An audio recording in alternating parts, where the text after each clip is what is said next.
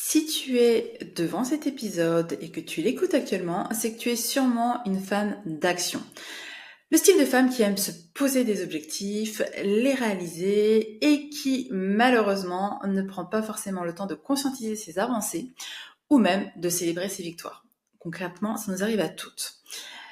Mais c'est également aussi parce que soit tu aimes profondément l'argent, soit parce que tu es sur le chemin d'apprentissage pour aimer l'argent. Alors aujourd'hui, c'est un épisode un peu spécial parce que je vais t'inviter à prendre de la hauteur, à prendre du recul par rapport à ton enrichissement. Mon objectif, c'est qu'à la fin de cet épisode, non seulement tu te célèbres et que tu célèbres toutes tes avancées, et également, tu puisses prendre tes actions prioritaires pour justement te permettre d'avancer encore plus loin et même plus rapidement vers ton enrichissement. Alors, on va aborder finalement quelles sont les preuves, les faits qui te permettent de confirmer que tu es vraiment sur la voie de l'enrichissement.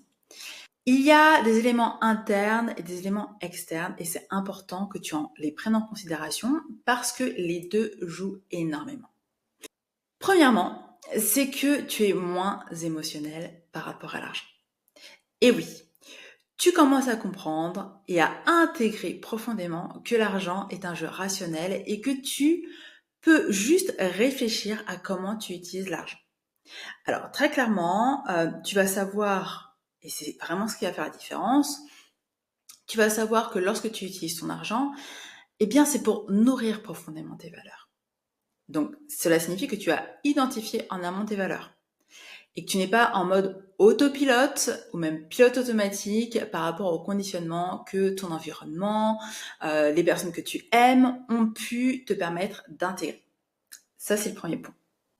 Et au-delà de savoir que ça nourrit profondément tes valeurs, tu arrives, lorsque tu passes à une dépense, à un acte d'achat ou un acte d'investissement, à te demander très clairement si, déjà, ça remplit un de tes besoins et ça va nourrir une de tes valeurs profondément, si c'est réellement important et indispensable, et si potentiellement tu peux peut-être faire autrement pour justement avoir les bénéfices de cet achat sans forcément en faire la dépense.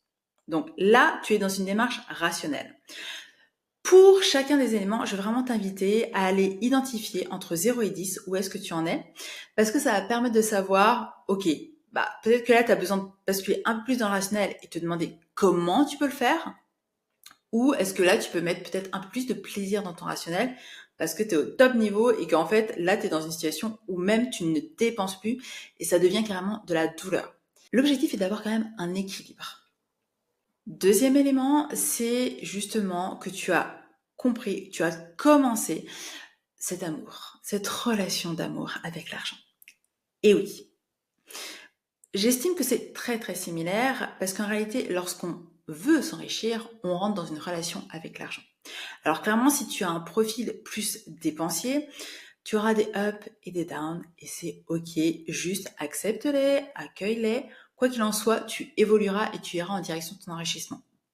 L'objectif, c'est justement de te permettre de prendre du recul et de savoir quand est-ce que tu es dans des ups, quand est-ce que tu es dans des downs pour prendre des actions et modifier finalement ton comportement. J'aime beaucoup la citation de Zig Ziglar, qui est reprise également par une de mes mentors sous une forme différente. C'est que en fait, notre attitude et non pas finalement nos aptitudes définissent notre altitude. Et cette expression, cette citation est utilisée souvent dans le business, dans la motivation. Moi, j'ai vraiment envie que tu l'appliques à ta relation à l'argent. En fait, c'est le comportement que tu vas adopter face à l'argent qui arrive à toi, qui va te permettre soit de t'enrichir, soit de t'appauvrir. Et je veux que tu en prennes conscience maintenant. Pas forcément pour te stopper dans tes dépenses, plutôt pour que tu les fasses de manière plus raisonnée. Parce que on est dans un environnement où je dirais la psychologie de la vente est présente et qu'en réalité, tu es peut-être plus attiré par des choses que tu n'aurais peut-être pas achetées si tu étais posé, si tu avais peut-être réfléchi, compris quels étaient les tenants et les aboutissants de cette dépense et qu'est-ce que ça allait t'apporter, est-ce que ça allait correspondre à l'atteinte d'un de tes objectifs, la réalisation d'un de tes rêves, bref, si ça allait honorer réellement tes valeurs et qui tu es profondément. Donc ça vraiment, c'est, je dirais, Le deuxième step, l'avantage d'avoir une relation d'amour avec l'argent, c'est que, comme toute relation d'amour, c'est que tu as besoin de savoir d'où tu pars et où est-ce que tu as envie d'aller et entre les deux, qu'est-ce que tu as envie de vivre. Donc en fait, c'est à toi de définir quelque part la stratégie. Troisième élément, c'est de budgétiser. Alors oui, c'est moins sexy et souvent dans l'esprit commun, budget égale limitation. Moi, je t'invite vraiment à le voir différemment. Pourquoi ? Parce qu'en réalité, en budgétisant, tu vas te permettre et t'autoriser à réaliser tes rêves. Pourquoi ? Parce que le but d'un budget, c'est pas juste de dire, OK, alors, telle somme d'argent rentre, telle somme d'argent sort. Non, c'est d'allouer la somme d'argent qui rentre à telle ou telle catégorie. Du coup, à tel ou tel objectif.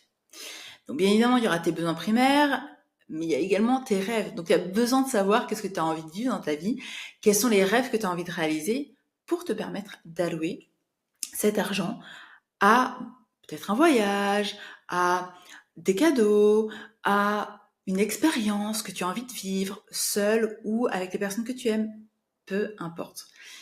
Tu as besoin vraiment d'être clair sur, je dirais, la finalité de l'utilisation de ton argent. Ce qui est génial, c'est que souvent, pour les personnes qui ont tendance à dire oui trop facilement, et donc dire oui trop facilement à la dépense, parce qu'aujourd'hui on parle exclusivement d'argent, eh bien ça va te permettre de dire oui à tes rêves et dire un grand oui à tes rêves pour pouvoir dire non à l'instant présent à des choses qui n'étaient pas nécessaires, ni utiles, ni importantes, ni te permettant de réaliser tes rêves. Et ça, je dirais que c'est quand même l'ultime bénéfice de savoir clairement budgétiser l'argent que tu as et qui vient à toi. Au-delà de ça, tu auras, je dirais, un deuxième effet qui se coule. Tu me connais, j'adore les deuxièmes effets qui se coulent. Positif, of course. C'est que tu vas être de plus en plus comblé et rempli par un sentiment de fierté. Pourquoi ?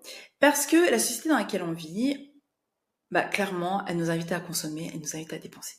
Du coup, on a tendance à avoir associé dépense égale plaisir, épargne économie égale douleur. Et là, ce que ça va réellement te permettre de faire, la budgétisation en connexion avec tes rêves et en connexion avec ta vision, c'est que tout simplement, tu vas être fier d'épargner pour tes rêves. Tu vas être fier d'épargner pour réaliser ce que tu as vraiment envie de vivre dans la vie.